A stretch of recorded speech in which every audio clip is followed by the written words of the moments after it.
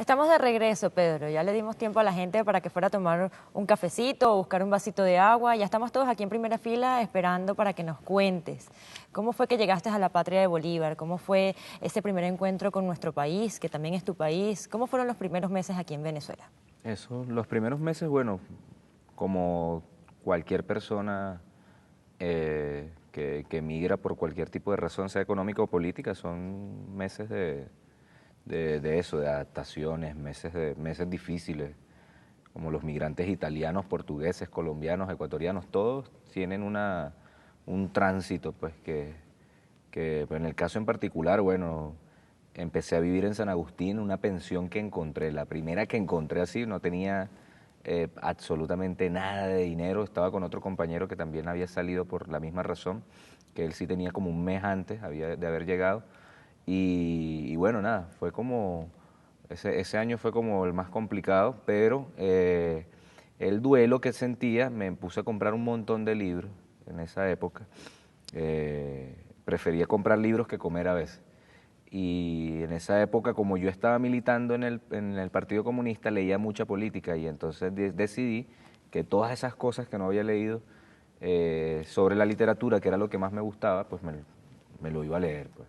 No me había leído Cien años de soledad, me la leí acá, La Odisea de Homero, bueno, todas las cosas que son referencias de uno, Jane Joy, el Ulises de Jane Joy, o sea, empecé a leer como 300 libros ese año. Cosa que además te encanta, ¿no? Que cosa que me encanta, pero que con el trabajo uno lo va perdiendo. ¿Ves? Pero al principio cuando llegaste a Venezuela estuviste casi un año de duelo encerrado leyendo libros. Encerrado ¿Cómo fue leyendo. eso? Me levantaba a las 3 de la tarde, o sea, me acostaba como a las 5 o 6, no me quería levantar y cuando me levantaba a leer.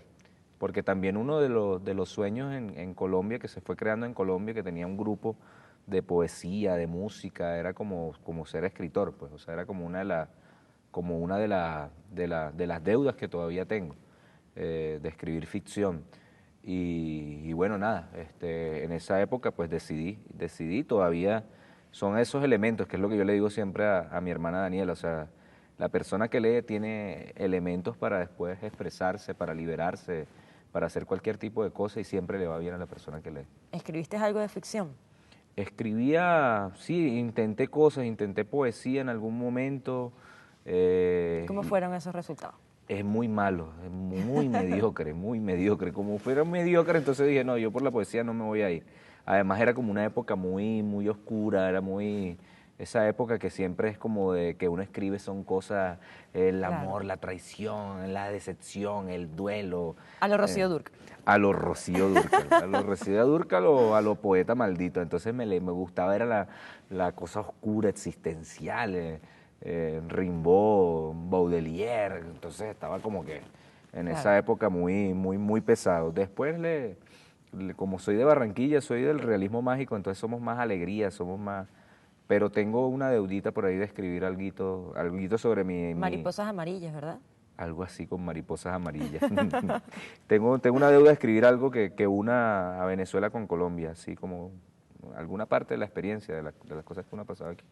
¿Tenías familia o amigos acá en Venezuela que te recibieron? No tenía, o sea, yo tuve, la familia por parte de papá vivió mucho tiempo acá, vive todavía, en Valencia, una familia acomodada, pero que yo no tuve mucha relación hasta hace 2 años que los fui a visitar en Valencia.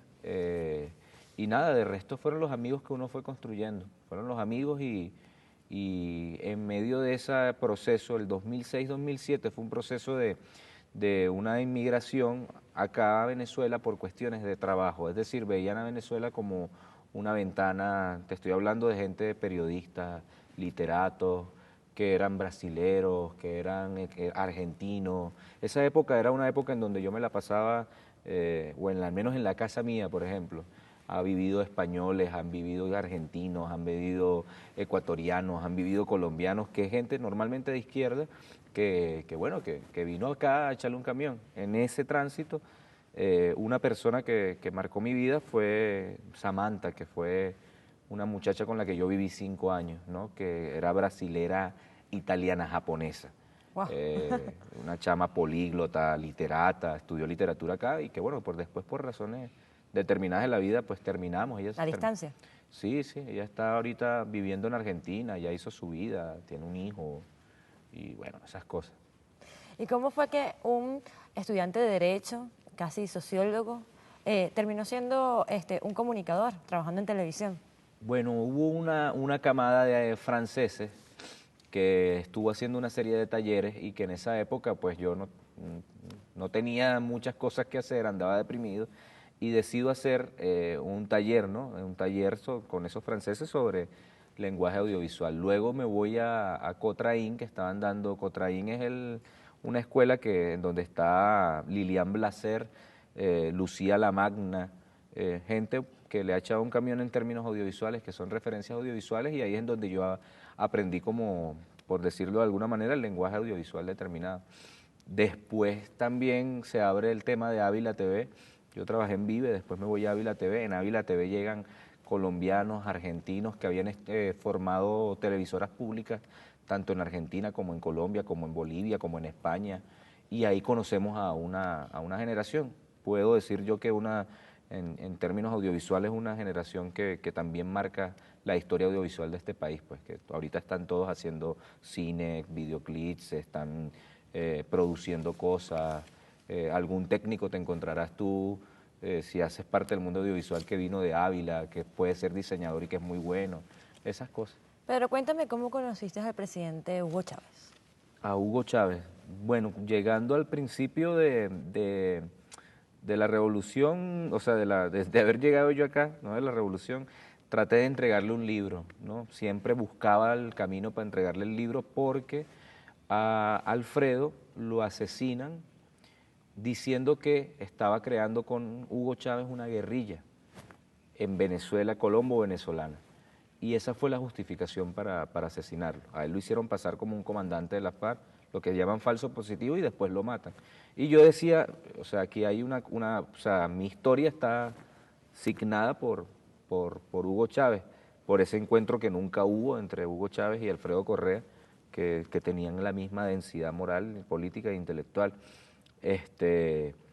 Y bueno, sigo haciendo mi vida y en el 2009 me hago noticia por una entrevista que hago en un aeropuerto y él... Cuéntanos de esa entrevista, Pedro. Eso fue una entrevista con Rabel en el aeropuerto, había una elección de por medio, la enmienda constitucional, y se habían reunido ellos en Puerto Rico.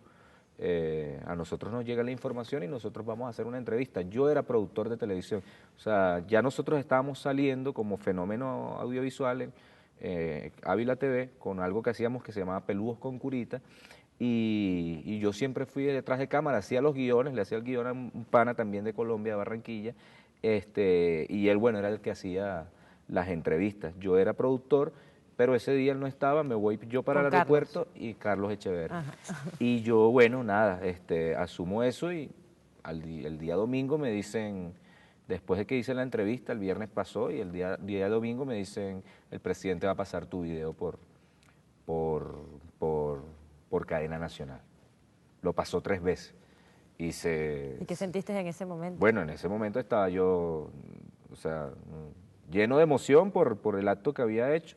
Al día siguiente, domingo, lunes, martes, él tenía que entregar un informe anual de la presidencia ante la Asamblea Nacional.